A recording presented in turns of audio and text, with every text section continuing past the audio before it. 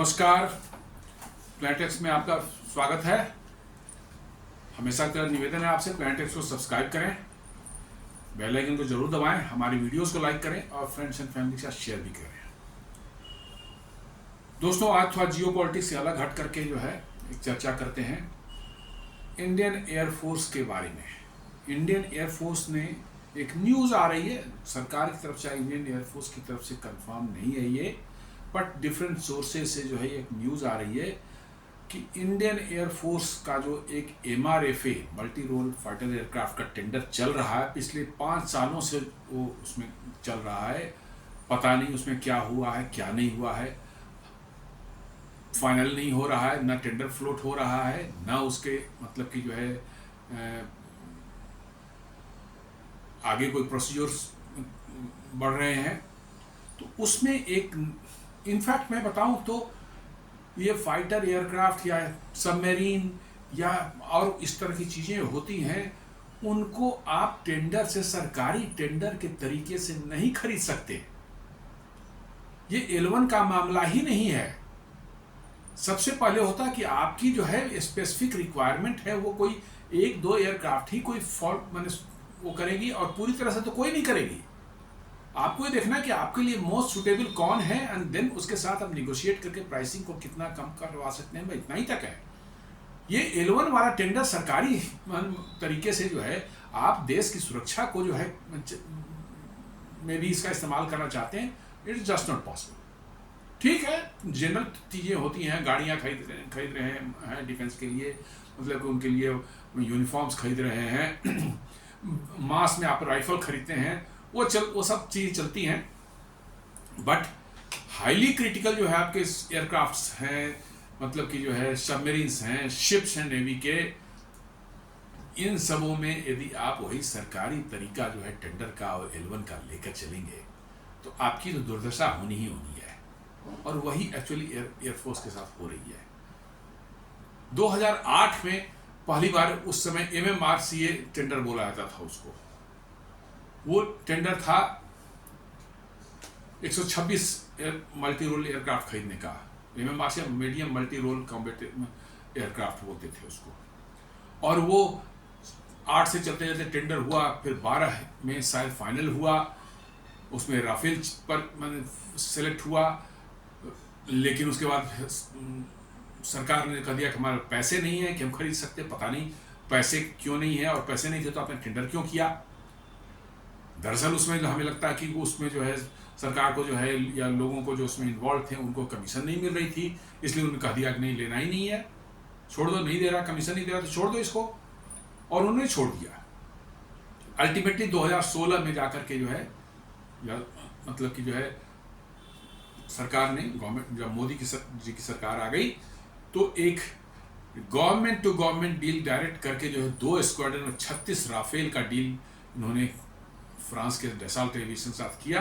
वो government to government deal है, मतलब पेमेंट गवर्नमेंट को होगी और उसमें कोई मीडिएटर इन्वॉल्व नहीं है।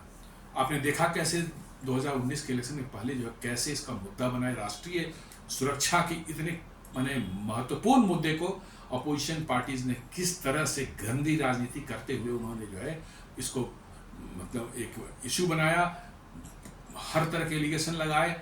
उन्होंने कोशिश थी कि किसी तरह की इसकी डिटेल्स और स्पेसिफिकेशंस जो हैं वो लीक हो जाएं, सरकार बाहर उसको कर दे हमारे प्रेशर में आकर, उसको जो है दुश्मनों को पता चल जाए। क्योंकि इसमें इंडिया स्पेसिफिक इन्हांसमेंट करवाए गए थे जिसके लिए कुछ एक्स्ट्रा पे करना पड़ा था। ये चाहते थे कि वो इंडिया स्पेसिफिक इन्हांसमेंट क्या है सरकार डिक्लेयर कर दे हमारे प्रेशर में जो है, और वो दुश्मनों के हाथ, चाइना, पाकिस्तान और अमेरिका, ये सब जो है इनके हाथ लग जाए, और फिर इस जो एयरक्राफ्ट की जो कैपेबिलिटी है उसको जान जाए तो इसका काउंटर जो करने की व्यवस्था कर ली। कितनी गंदी घटिया राजनीति है, देश की सुरक्षा भी को भी ताक पर रख करके जो इनको सिर्फ अपनी कुर्सी के लिए, अपने फायदे के लिए जो है ये सब करते हैं।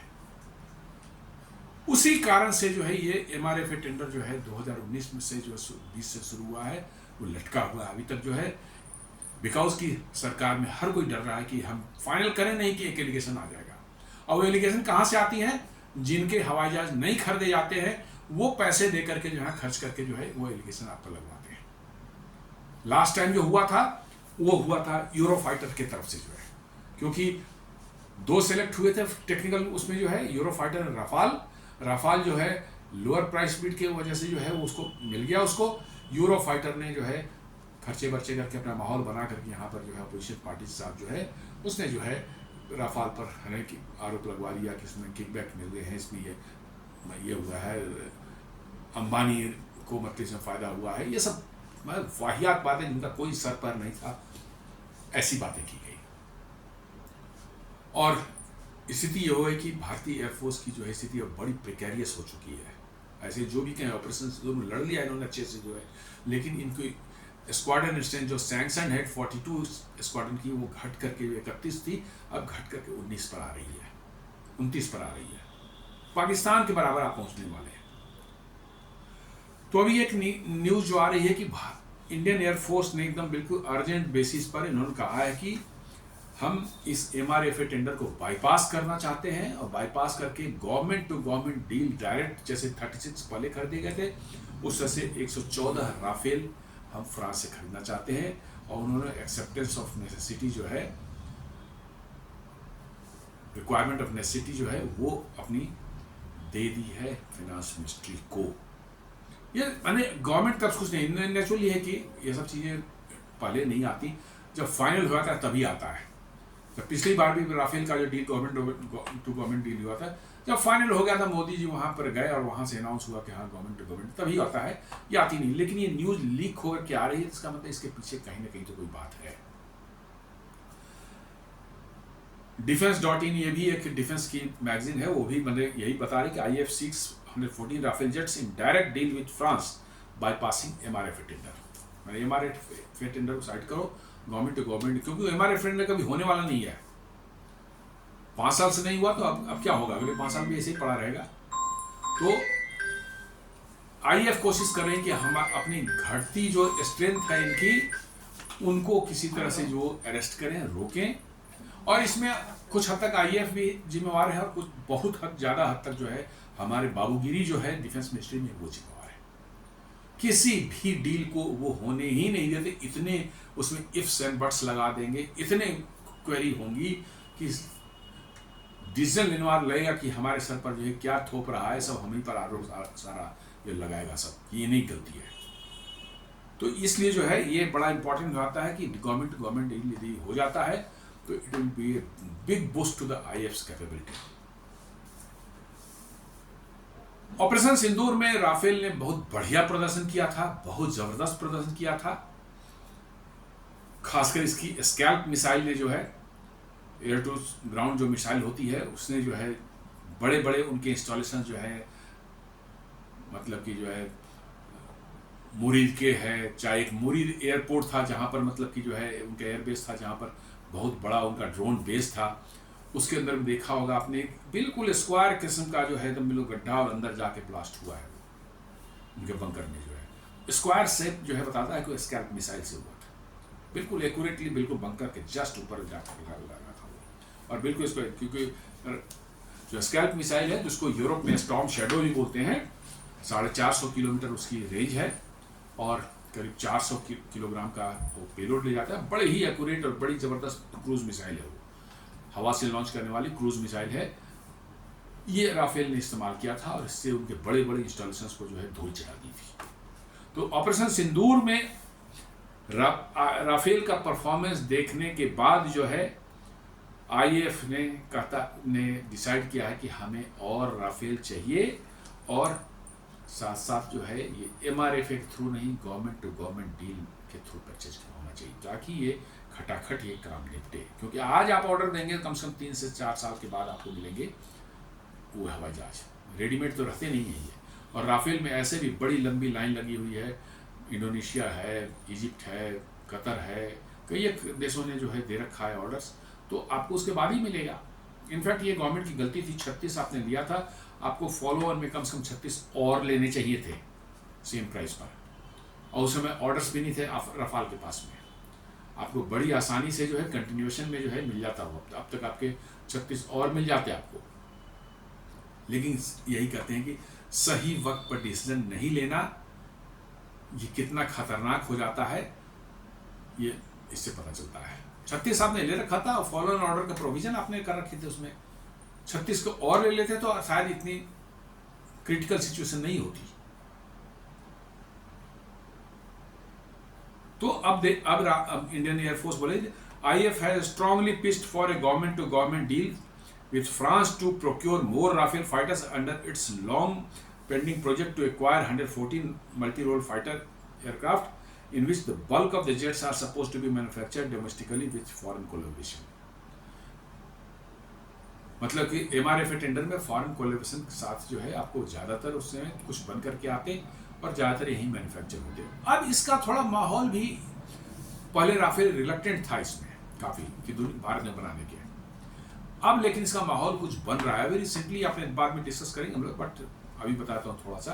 अभी रिसेंटली आपने देखा होगा कि राफेल ने जो है डसॉल्ट एविएशन जो राफेल बनाती है उसने जो है टाटा एडवांस सिस्टम साथ में एक कोलैबोरेशन किया है और राफेल की जो फ्यूजलाज है हवाई जहाज की बॉडी जो होती है बहुत इंपॉर्टेंट पार्ट है, मोस्ट वाइटल पार्ट है वो पूरी इंटीग्रिटी ऑफ एयरक्राफ्ट जो है उसी की मजबूती और उसी की मतलब की जो है स्ट्रेंथ पर डिपेंड करती है, उसके वो बनाने का कॉन्ट्रैक्ट जो है दिया है टाटा एडवांस सिस्टम्स को। और ये फ्यूजलाज जो है बनेंगे हैदराबाद में जो है टाटा एडवांस सिस्टम्स के जो है जो उनका प्लांट है वहाँ बनेगा और ये बहुत ही मतलब महत्वपूर्ण है।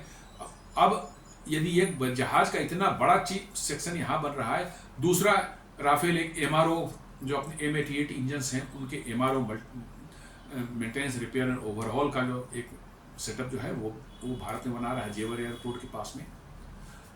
तो ये दो चीजें बन रही हैं भारत में जब हो रही हैं। जब एमआरओ बना चुके हैं तो नेचुरली है कि वहाँ पर इंजन का प्लांट बनाना कोई बहुत मुश्किल काम नहीं है, बहुत ज़्यादा उसमें नहीं है, लिटिल बिट एक्सपेंशन कर दिया जाए तो इंजन ही बन सकता है। तो इंजन भारत में बन सकता है और आप मतलब कि जो है अपने फ्यूजलाज का जो कॉन्ट्रैक्ट ऑलरेडी यहाँ दे चुके हैं, तो अब तो सिर्फ उसके और इक्विपमेंट उसके साथ इंटीग्रेट करने वाली बात है। दो हवाई जहाज के दो सबसे बड़े कंपोनेंट जो है वो भारत में बनेंगे, तो कहाँ बात दिक्कत है कि और नहीं बन सकता। मुझे लगता है कि अब शायद राफेल भी बना चुका है डसॉल्ट भी कि भारत में उनको बनाना चाहिए, इसको मैन्युफैक्चर करना चाहिए और भारत में मैन्युफैक्चर करने से जो है भारत को बहुत बड़ा फायदा होगा, बहुत बड़ा इकोसिस्टम डेवलप होगा फाइटर एयरक्राफ्ट बनाने का जो है। और शायद भारत की जरूरतें पूरी हो जाने के बाद दुनिया में राफेल चाहे तो यहाँ से एक्सपोर्ट भी कर सकता है डसॉल्ट। तो विन विन सिचुएशन मुझे लगती है दोनों के लिए। IAF will move the MRFA case for initial acceptance of necessity, the first step in the long winded procurement process to be approved by the Rajnath Singh led Defence Acquisition Council within a month or two, top defense sources said. Government will take the final decision when the MRFA case comes to the DSC, but yes, IAF has projected as urgent need for additional Rafales to stem the depletion of the number of fighter squadrons. IAF अब desperate हो चुकी है, वो साफ साफ करे कि अब नहीं काम चलेगा, हमें खरीदना पड़ेगा। और डिफेंस एक्विजिशन काउंसिल के पास उन्होंने अपनी नेसेसिटी एक्सेप्टेंस ऑफ नेसेसिटीज जो है उन्होंने इनिशियल एक्सेप्टेंस ऑफ नेसेसिटी भेज दी है और इसको डिफेंस एक्विजिशन काउंसिल यदि अप्रूव करती है तब ये फाइनली जो है गवर्नमेंट या कैबिनेट के पास जाएगी अप्रूवल के लिए।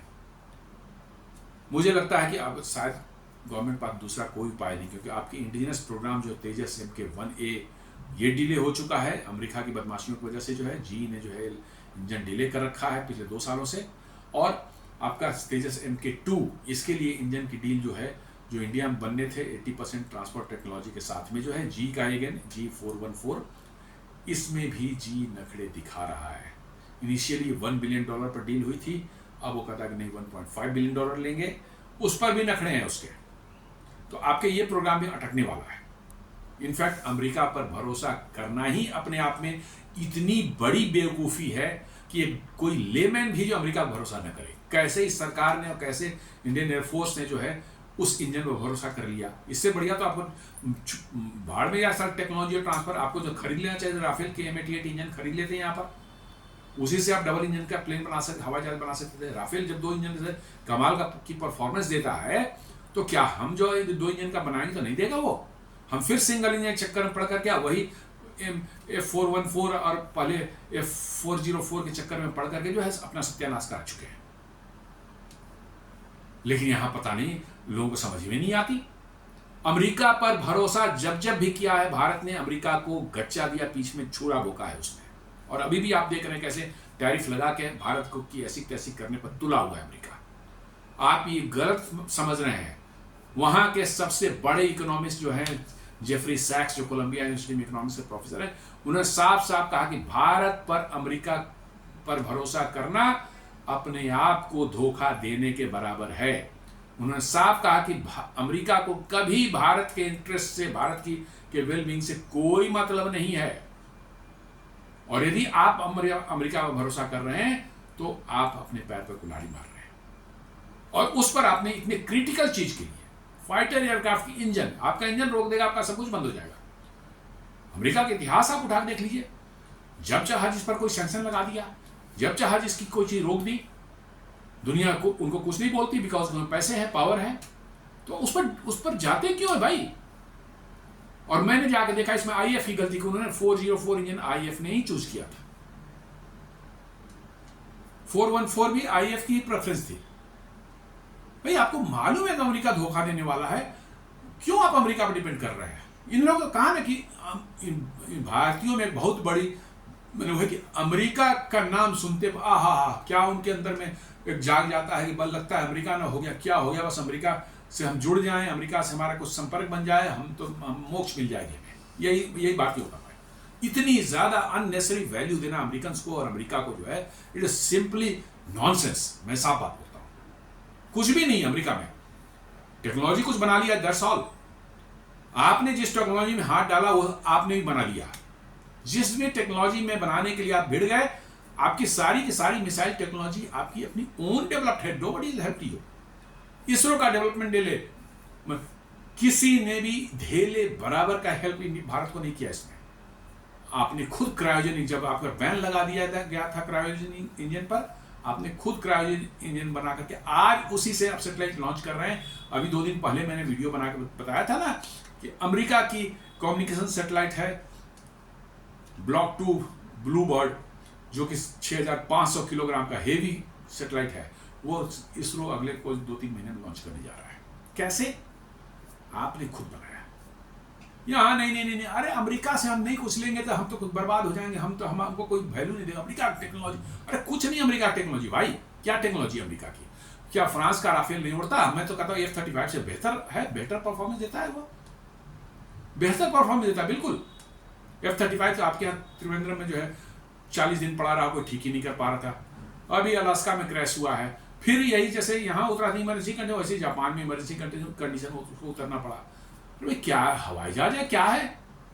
लेकिन वही है कि भारत में जो है अमेरिका के प्रति जो है सारे के साथ प्रॉब्लम क्या है, सारे के सारे ब्यूरोक्रेट्स और बड़े बड़े नेता जितने हैं, आप उठा के देख लें उनकी फैमिली की हिस्ट्री, सबके बच्चे फैमिली जो है वहीं पढ़ती है अमेरिका। और उनके दिल में अमेरिका ऐसा घुसा हुआ है अंदर कि अमेरिका से हट करके सोच ही नहीं सकते। सबके फैमिली वहीं है, वहीं पर फैमिली बसी हुई है, उनके बच्चे पढ़ रहे हैं, वहां पर H-1B वीजा पर है, ग्रीन कार्ड लेंगे, वहीं सेटल होंगे।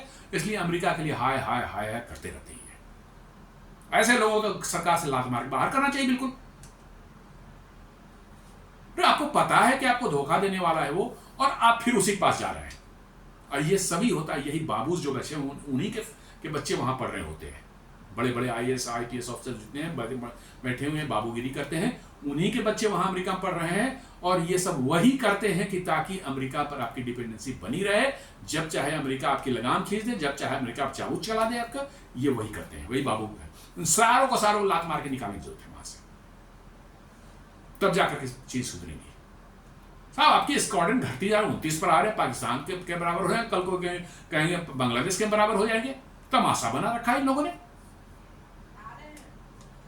खैर एनीवे, अब आगे बढ़ते हैं। इस MRF टेंडर जो में जो है, जो इसमें जो मेन कंटेंडर जो थे वो लॉकहीड मार्टिन का एक F-21 कुछ नहीं है, वही F-16 है। उसके ऊपर नया रंग रोगन लगा के साहब हमने एक रडार लगा दिया है, कुछ सेंसर लगा दिए हैं। वो F-21 के नाम से बेचना चाहते थे। ये 50 साल पुराना प्लेन है, ये 50 साल पुराना प्लेन है, पाकिस्तान के पास भी है, उसमें कोई खास काबिलियत नहीं है। ठीक है, प्लेन अच्छा है हम कहते हैं, लेकिन राफेल के सामने कुछ भी नहीं है। उसी को जो है थोड़ा रडार वडार थोड़ा चमका करके जो है पेंट वेंट बढ़िया करके जो है वो F-21 के नाम से बेचना चाहते हैं। लॉकहीड मार्टिन का है। बोइंग के दो इसमें बोइंग के पहला उन्होंने FA-18 जो उनका सुपर हॉर्नेट है उसको उन्होंने पिच किया था कि वो हम देंगे, और बीच में फिर ईगल F-15 ईगल जो है उसको भी वो पिच करने की कोशिश कर रहे थे। हालांकि वो नहीं पिक्चर नहीं है, लेकिन वहाँ से प्रपोजल्स वगैरह कई बन करके आ रहे थे। एंड डसॉल्ट एविएशन का राफेल, ये ऑलरेडी हम जानते हैं, हम लोग इस्तेमाल कर रहे हैं इसको। और फिर है यूरोफाइटर टाइफून, जो यूरोपियन मतलब 4-5 देशों कंसोर्टियम ने बना रखा है। रशियन एयरक्राफ्ट MiG-35 और साब ग्रिपेन स्वीडन का। इसमें से आपको लॉकहीड मार्टिन को बाहर कर दिया गया, बोइंग FA-18 को बाहर कर दिया, बोला कि नहीं ये नहीं हमें चाहिए। रशियन F-35 को भी निकाल दिया गया। और इस बार यूरोफाइटर बहुत सीरियस था ही नहीं, हालांकि है वो, लेकिन उतना सीरियसली अपने आप पिच नहीं कर रहा है। I don't know why. तो आपके पास डसॉल्ट एविएशन के राफेल है और ग्रिपेन बचता है। हालांकि टेंडर होगा तो सब कूद पड़ेंगे, टेंडर यदि फ्लोट करेंगे आप कूदेंगे सारे, ताकि आप ना खरीद पाए उनका, तो आप कम से कम आपको टेंडर का सत्यानाश तो खरीदें। इसलिए बेहतर है कि सरकार गवर्नमेंट टू गवर्नमेंट डील करके जो है इसको फाइल करके इस कचड़े से बाहर निकलने की कोशिश करे, नहीं तो बहुत बुरी हालत एयरफोर्स के स्क्वाड्रन की स्ट्रेंथ की हो चुकी है। न्यूज में बोलती है कि Indian air force urgently seeks a government to government agreement with France to procure 114 additional Rafale fighter jets bypassing the long delayed multi-role fighter aircraft MRFA tender process as reported on August 14, 2025।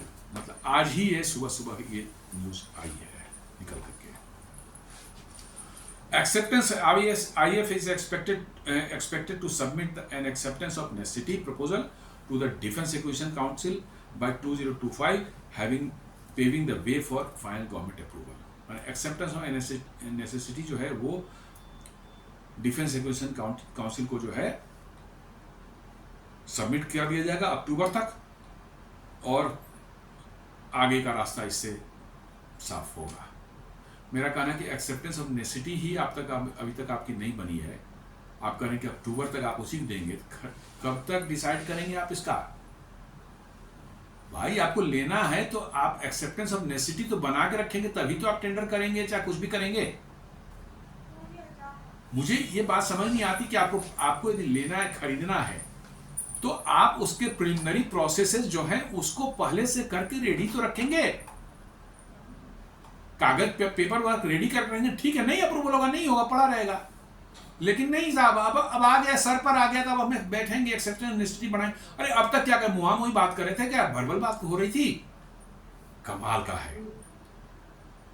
अरे भाई आप acceptance of necessity बना के रखते, आप सरकार को बोलते साहब बहुत हो गया, अर्जेंट हो गई, आप हमें इसको अप्रूव करें। तो कहते कि हाँ भाई IFV अपनी ओर से तैयार था, उन्होंने देखिए जैसे ही सरकार ने हिंट दिया कि हाँ खरीद सकते हैं, उन्होंने तुरंत दे दिया। अब साहब अक्टूबर तक जो है एक्सेप्टेंस ऑफ नेसेसिटी ही बनेगी, उसके बाद भगवान जाने क्या होगा। अर्जेंसी जो है, the MRFA has been pending for about 7 to 8 years, initially estimated at over 1.2 lakh crore, aimed at modernizing the IF with domestically manufactured jets in collaboration with foreign partners। Originally जो है ये था कि भाई 1.2 लाख करोड़ का इसमें खर्च होगा, और किसी फॉरेन वेंडर, फॉरेन पार्टनर के साथ मिल कोलैबोरेट करके जो हम इसको इंडिया में मैन्युफैक्चर करेंगे। अब वो करेगा कि नहीं, आपकी इंटेंशन है, लेकिन वो करेगा कि नहीं करेगा, इट डिपेंड्स। अभी लग रहा है कि डसॉल्ट शायद कर सकता है, क्योंकि फ्यूजलाज यहाँ बन रहे हैं, इंजन का MRO यहाँ ऑलरेडी एस्टेब्लिश हो रहा है, तो मुझे लगता है कि शायद डसॉल्ट जो है MRO बनने के बाद इंजन बनाने की का M88 इंजन बनाने का भी जो है यहाँ प्लांट लगा ले, तो आपको रफाल का भारत में बनना जो है उसका रास्ता साफ हो सकता है। ये मेरी अपनी पर्सनल ओपिनियन है। और रफाल के बारे में आपको मैं बता दूं कि आज के दिन में यदि आप अमेरिका के F-22 रैप्टर को हटा दें, उसको हटा दें, रैप्टर एक अलग कैटेगरी में है, और ट्रू सेंस में मैं कहता हूं कि वही एक फाइटर एयरक्राफ्ट है जो कि स्टिल्थ है, और बॉम्बर में एक B2 को आप ले सकते हैं, तो वो एक अलग कैटेगरी बॉम्बर है, हम बॉम्बर के लिए जा नहीं रहे हैं। फाइटर एयरक्राफ्ट की कैटेगरी में मैं मानता हूं कि ट्रूली यदि कोई ये है क्या कहते हैं स्टिल्थ है, तो वो सिर्फ F-22 रैप्टर ही है। ये F-35 ये सिर्फ दुनिया को बेचने के लिए इन्होंने फ्रॉड किया है। इसकी इतनी बेकार एयरक्राफ्ट है कि हार्डली 4 to 6 मिसाइल्स में लग सकती हैं, शायद 4 ही लग सकती हैं, हो सकता है 6 भी हो, आई डोंट नो। 4 का तो हमने कंफर्म मैं बता रहा हूँ, 2 एडिशनल साइड वाले में यदि इंटरनल बे में कहीं घुस जाए तो हो सकता है। और इसकी कॉम्बैट रेंज हार्डली 700-800 किलोमीटर है भाई, जबकि रफाल 1500 किलोमीटर का ऐसा कॉम्बैट रेंज है। उतनी दूर तक आप जाकर के फाइट करके वापस आ सकते हैं। ये F-35 जो है हार्डली 700-800 किलोमीटर। कहते हैं कि एडवांस, अरे वो एडवांस है सर किस काम का है? यदि हम दूर जा ही नहीं सकते, हथियार ही नहीं रह सकते ज्यादा हम अपने पास, तो क्या करेंगे? वो एडवांस सेंसर करेगा क्या? मेरा सेंस तो कर लेंगे कि वहां सामने दुश्मन है, लेकिन हम उसको मार नहीं सकते, हमारे पास हथियार नहीं है। तो which kind of aircraft it is? अरे स्टेल्थ के चक्कर में हमको कोई ना देखे, इसके लिए हमारी जो लड़ने की कैपेबिलिटी ही खत्म कर दी आप। तो इसने तो ये तो निश्चित बोलते हैं रद्दी किस्म का बोगस हथियार है, और सारी दुनिया को चाह रहा है कि बेच करके जो है किसी तरह से जो हम पैसे इसमें ऐंठ लें दुनिया से। अभी देख ली कैसे स्पेन ने $7.2 बिलियन का F-35 डील को उसने ये किया, कैंसिल किया। $9.2 बिलियन का जो है इसने क्या कर स्विट्जरलैंड ने कैंसिल किया। उसकी इन दोनों के पहले भारत को ये बेचना से भारत ने मना कर दिया, बातचीत नहीं शुरू हुई थी, उन्होंने ऑफर जस्ट दिया, तो भारत ने कहा कि नहीं हमें नहीं चाहिए F-35। उसका दिन दोनों ने भी मना कर दिया। ये बिल्कुल रद्दी एयरक्राफ्ट है, और दुनिया को चूंकि इसको बनाने में उन्होंने $2 ट्रिलियन का खर्च किया है। $2 ट्रिलियन मतलब $2000 बिलियन का खर्च किया है, समझ लीजिए। अब वो चाहते हैं कि किस तरह से इसको बेच करके पैसे अपने निकाले जाए। किसी काम का एयरक्राफ्ट नहीं है, आप देख रहे हैं उड़ता है, इमरजेंसी में उतरना पड़ता है कहीं पर भी उसको, जो है पहले त्रिवेंद्रम में उतरा था, अब जापान में उतरा है अभी 4 दिन पहले। जो है ये क्या मजाक है भाई? एयरक्राफ्ट कैरियर से उड़ता है, उसको उतरना पड़ता है जमीन पर। तो ये करते हैं। राफेल की टक्कर का जो है F-22 के बाद यदि मेरा मानना है तो 2 ही एयरक्राफ्ट है, यूरोफाइटर और राफेल। राफेल को इसमें मैं और थोड़ा एज देता हूं कि इसके इलेक्ट्रॉनिक वारफेयर सूट जो हैं वो लाजवाब है, और इसकी जो पेलोड उठाने की क्षमता जो है वो भी अपने आप में बिल्कुल लाजवाब है। इसका स्पेक्ट्रा इलेक्ट्रॉनिक वारफेयर सूट जो है, it can dodge any incoming missile, any incoming threat जो है उसको इलेक्ट्रॉनिक वारफेयर में जो है उसको ये परास्त कर सकता है। प्रूवन है, वार प्रूवन है ये। और इलेक्ट्रॉनिक वारफेयर सेट में सूट के मामले में जो है ये आपको जो है अभी जो 4.5 जनरेशन जितने भी एयरक्राफ्ट हैं इंक्लूडिंग यूरोफाइटर मैं मानता हूँ, उससे ज़्यादा बढ़िया बेस्ट एयरक्राफ्ट है। अब देख लीजिए इसके जो है भार उठाने, पेलोड उठाने की क्षमता। भाई किसी एयरक्राफ्ट को, फाइटर एयरक्राफ्ट को आप लेते हैं किस लिए? आपका ये है कि भाई ज़्यादा से ज़्यादा हथियार उठा सके। ये आप कोई कार खरीदते हैं तो ऐसा थोड़ी कि 2 आदमी बैठने के बाद नहीं साहब, 4, 5, 6 आदमी भी बैठ जाए तो कार चल सकती है। 2 पर ही उसके दम निकल जाए, फिर कौन काम का है भाई? जो कि F-35 का होता है। राफेल का आप जानकर दंग रह जाएंगे। राफेल एयरक्राफ्ट जो है वो सुखोई 30 जो कि अपने आप में जायंट, एक बड़ा सा बहुत बड़ा एयरक्राफ्ट मतलब कि माना जाता है, उससे ज़्यादा राफेल उठाता है। राफेल में 75 किलो न्यूटन के 2 इंजन लगे हुए हैं, each 75 kilo Newton, M88 engine है, मतलब 150 किलोमीटर टोटल उसके बाद थ्रस्ट है। और आप सुखोई का उठा देख लीजिए, 123 किलो न्यूटन के जो है 2 इंजन हैं, यानी कि 246 किलो न्यूटन का थ्रस्ट है किसके पास में? सुखोई के पास में। लेकिन आप आश्चर्य करेंगे जानकर कि सुखोई जो है 8.5 टन का पेलोड उठा सकता है, और राफेल 9.5 टन का पेलोड उठा सकता है। डिस्पाइट कि राफेल का जो है थ्रस्ट जो है उसके पास करीब 100 किलो न्यूटन, करीब 90 96 किलोमीटर उससे कम है, उसका 246 है, इसका 150 है। आप अंदाजा लगा लीजिए इसे। 96 किलोमीटर मैंने 100 किलोमीटर मान लिए मोटा मोटी। 100 किलोन्यूटन का थ्रस्ट कम होने के बाद भी जो है ये 1 टन ज़्यादा पेलोड उठाता है और करीब करीब 1500 किलोमीटर की कॉम्बैट रेडियस है। खैर कॉम्बैट रेडियस में सुखोई भी कम नहीं है, 2000 किलोमीटर से ज़्यादा जाता है, इसलिए बहुत बड़ा एयरक्राफ्ट है, बहुत बड़ी इसकी फ्यूल कैपेसिटी है। लेकिन वो सारा कमाल जो राफेल का है, उसका जो स्ट्रक्चर है, उसके बॉडी है, जिसकी मजबूती है उसकी है, उसके इंजन्स जो है बिल्कुल उससे इफिशिएंट इंजन्स तो अभी दुनिया कोई नहीं है। 75 किलोन्यूटन का इंजन और 1000 किलोग्राम से 900 किलोग्राम का वेट है उसका मात्र। जो हम लोग तेजस में इंजन लगा रहे हैं वो भी कम से कम 1000 किलो से 1025 से 1020 किलोग्राम के आसपास में है, और ये M88 इंजन सिर्फ 900 किलोग्राम का इंजन है। जस्ट इमेजिन कि कितना कॉम्पैक्ट और कितना मतलब लाइट वेट उन्होंने बनाया है, और इसीलिए वो कम थ्रस्ट में भी जो है ज़्यादा जो है वो उठा रहा है, मतलब वेट उठा रहा है। इसलिए राफेल का चॉइस जो है इसमें कहीं कोई गड़बड़ी नहीं है, मुझे नहीं लगती है। वैसे मैं एयरफोर्स का एक्सपर्ट नहीं हूँ, वो लोग ज़्यादा जानते हैं, लेकिन मेरा अपना मानक ये कि जो पैरामीटर्स हैं उनको देखने के बाद साफ लगता है कि राफेल अभी भारत के लिए सबसे सुटेबल बना हुआ है। साथ साथ आपके पास हाशिमारा और मतलब कि जो अंबाला में 2 जगह जो है आपके पास ऑलरेडी उसके बेसिस बने हुए हैं, इंफ्रास्ट्रक्चर बना हुआ है, training and support infrastructure already तैयार है। वो एडिशनल कॉस्ट आपको नहीं लगेंगे if you go for the Rafale. इसलिए मेरा मानना है कि IAF ने जो चॉइस लिया है राफेल का, ये लेना ही चाहिए, इसमें फर्दर देरी नहीं होनी चाहिए सरकार की ओर से।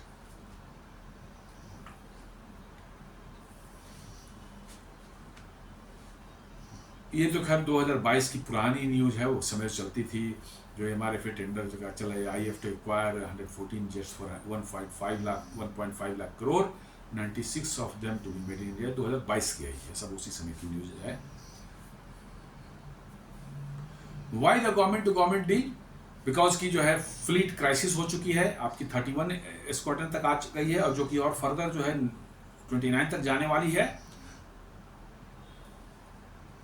बिकॉज ऑफ द MiG-21 जो है आपके स्क्वाड्रन्स हैं उनको आप हटा रहे हैं, बिकॉज वो इतने पुराने हो गए हैं कि अब उन पर चलना खतरनाक हो चुका है, उस पर उड़ाना, उनको आप हटा रहे हैं। और आपकी सैंक्शन स्ट्रेंथ 42 स्क्वाड्रन की है, यानी करीब करीब आपकी 13 स्क्वाड्रन की शॉर्टेज आपको दिख रही है सीधे। 13 स्क्वाड्रन का मतलब जो है करीब करीब आप मान के चलिए जो है 250 के 250 से 250 एयरक्राफ्ट हो जाते हैं। मैंने बहुत बड़ी शॉर्टफॉल है आपके पास में, बहुत बड़ी शॉर्टफॉल है, आपको भरना ही पड़ेगा इसको। और आपके इंडिजिनस एयरक्राफ्ट जो नहीं आ पा रहे हैं, चाहे कुछ भी सरकार बोल ले, चाहे हिंदुस्तान एयरोनॉटिक्स में नहीं आ रहे हैं, वो साफ दिख रहे हैं। तेजस MK1 ने 1.5 साल पहले मिलना चाहिए था, अभी तक एक भी नहीं मिला है एयरक्राफ्ट। अभी कह रहे थे पहले जून में करते, अब बोले जुलाई में देंगे, अब मैं कल देख रहा था वो अक्टूबर में देंगे। वो कर ही नहीं पा रहे हैं, बना ही नहीं पा रहे हैं। बड़ी बड़ी बातें बहुत होती हैं लेकिन बना नहीं पा रहे हैं। तो अभी आपको जो है कम से कम बाहर से खरीद करके जो है आप उसको, इस क्राइसिस को तो दूर करें।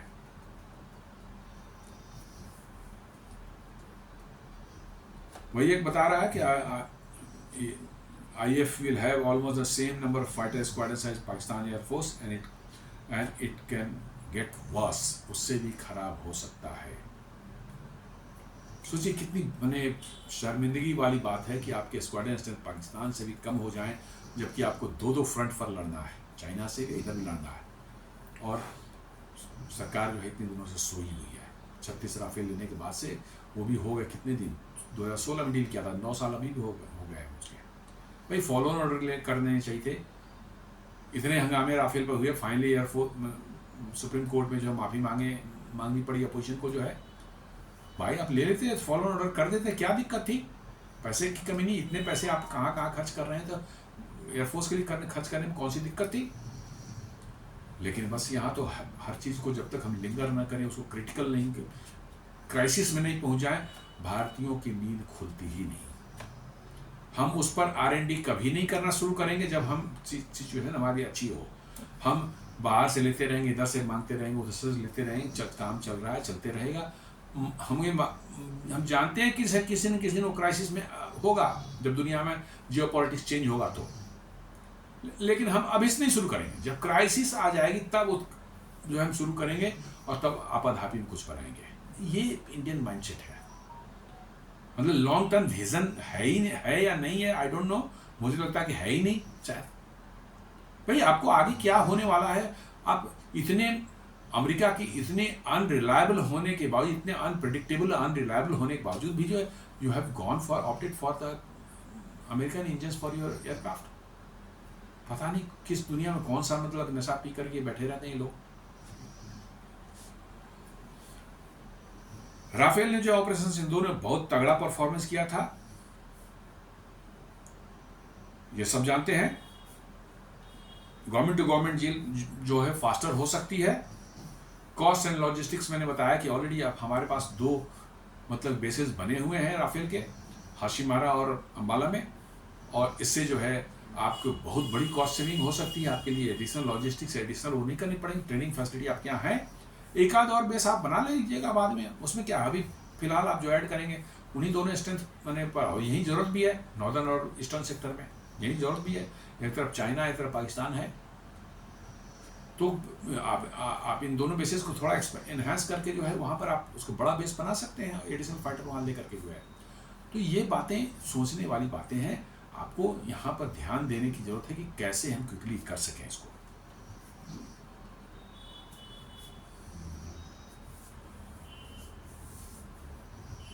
इन 2025 Dassault association and Tata advance, मैंने बताया कि इनके साथ जो है एक ऑलरेडी फ्यूजलाज बनाने का डील हो चुका है, और वो हैदराबाद में फ्यूजलाज बनाने का प्लांट लग रहा है। और अब राफेल के फ्यूजलाज जो है यहाँ भारत में, ये पहली बार है कि राफेल का फ्यूजलाज जो है फ्रांस के बाहर बन रहा है। ये बहुत बड़ी चीज़ है। फ्रांस के बाहर वो फ्यूजलाज बनाया जा रहा है, और भविष्य में जो है ये आपको भारत में राफेल एयरक्राफ्ट बनने का मार्ग प्रशस्त कर रहा है। एमआरओ ऑलरेडी बन रही है M88 इंजन की, और ये फ्यूजलाज बन रहा है। ये दोनों मिलकर के एक माहौल बना रहा है जहां डसॉल्ट एडिशन ये डिसीजन ले सकता है कि भारत में राफेल हम असेंबल करें, बनावे। जो फैसिलिटी जो हैदराबाद में है वो 2 फ्यूजलाजेस पर मंथ बनाने का इनका है। मतलब 24 फ्यूजलाज जो है ये पूरे साल में बनाएंगे, और ये 2028 से इनका प्रोडक्शन शुरू हो जाएगा, starting with major structural section front, central and rear fuselage. मान करीब करीब हवाई जहाज की विंग छोड़ करके सारी बॉडी बनेगी। विंग भी बन सकती है, जब सारी बॉडी बन रही है तो विंग बनेगी। बहुत ही कॉम्प्लेक्स है। आप ये मत समझिए कि बॉडी किसी भाई लोहा लकड़ वाला काम, नहीं, बहुत कॉम्प्लेक्स है। इनके अंदर में वायरिंग होती है, फ्यूल का मतलब कि पाइपलाइन होती है, बहुत ही कॉम्प्लेक्स। इतनी जगह आपको स्पेस बनानी पड़ती है डिफरेंट लाइन रिप्लेसमेंट यूनिट्स को फिट करने के लिए, इलेक्ट्रिकल वायर्स के जाने के लिए। आपको मतलब कि जो इंजन कहाँ फिट होगा उसको, उसके इंजन बे बनानी पड़ती है, उसको उतना रिइंफोर्स करना पड़ता है कि उतने हेवी लोड को ले सके, उतने हाई स्ट्रेस को जो है 9 to 10 G का जो है जी बर्दाश्त करने के लायक उतना मजबूत बनाते हैं। ये बहुत ही एडवांस मतलब टेक्नोलॉजी है, आसान नहीं है। और ये बन रहा है भारत में। समझ लीजिए कि भारत के पास इनका मतलब इसकी कैपेबिलिटी आ चुकी है, और हम ऐसे कॉम्प्लेक्स एयरक्राफ्ट के जो है पार्ट पुर्जे बना सकते हैं।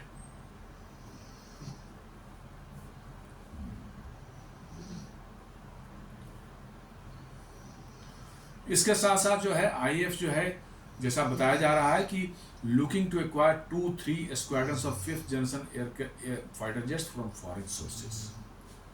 ये भी बात बीच बीच में चल रही है। 2-3 स्क्वाड्रन जो है आपको 5th जनरेशन फाइटर एयरक्राफ्ट लेना चाहिए। आपके पास ऑप्शन ही ज़्यादा नहीं है, एक ही ऑप्शन है रसिया का Su-57। अमेरिका का F-35 वो तो कबाड़ है, बेकार है, उस पर तो खर्च जाने को प्रश्न नहीं उठता।